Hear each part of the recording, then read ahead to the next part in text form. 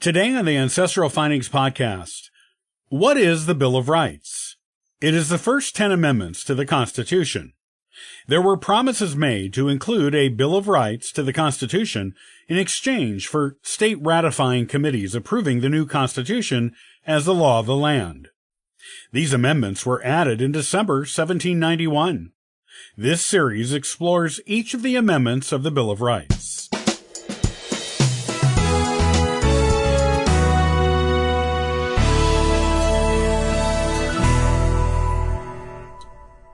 When the Articles of Confederation were worked over into the Constitution, there were several members of ratifying committees in the states that would only vote to ratify the Constitution if it included a Bill of Rights for the people.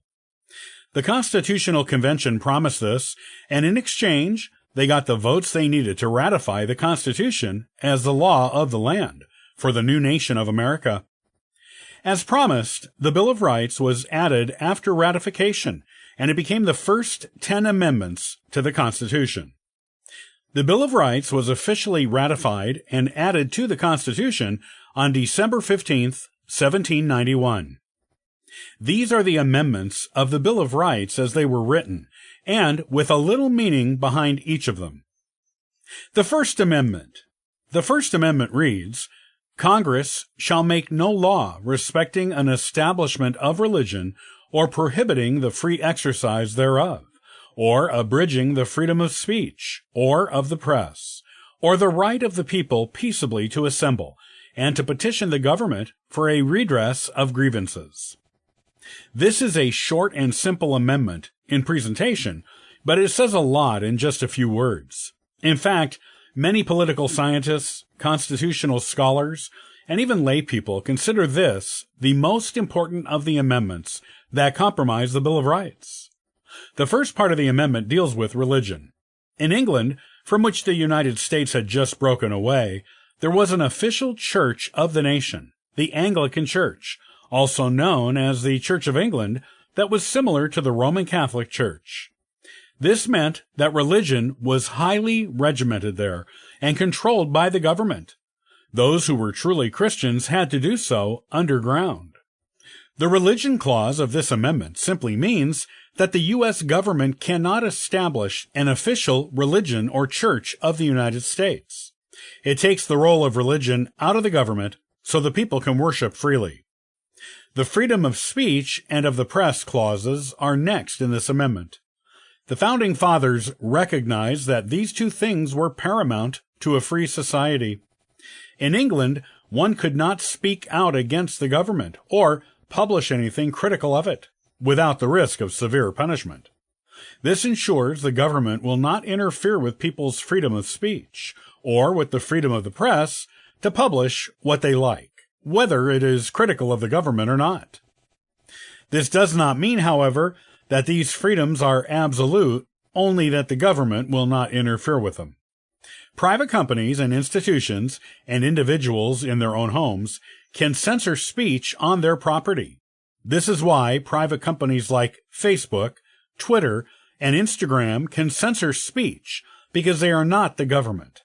They are private companies and can do what they like.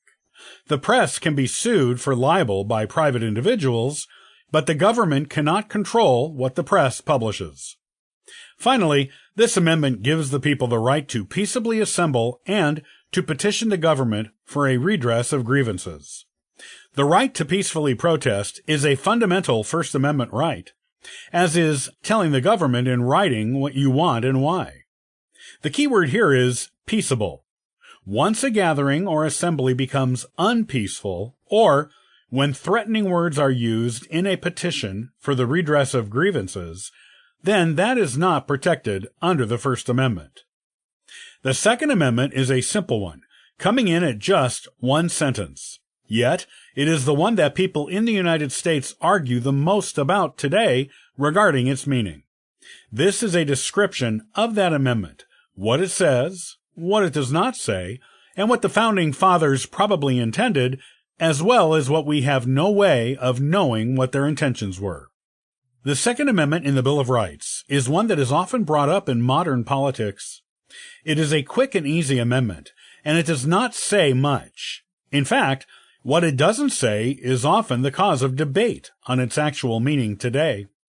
This amendment seems straightforward, but there is much between the lines to read, or not read, depending on your interpretation of it.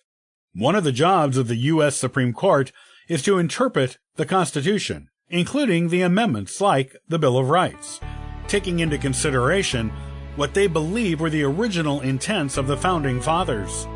Yet, in spite of all of the attention this amendment receives these days, the Supreme Court has not, thus far, made a definitive interpretation of it. Therefore, we are all left to interpret it for ourselves for the time being.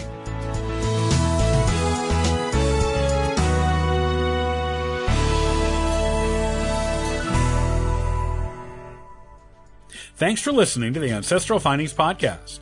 You can subscribe to the podcast on YouTube and iTunes. Also, check out ancestralfindings.com for free genealogy lookups, ebooks, and weekly giveaways. Happy searching!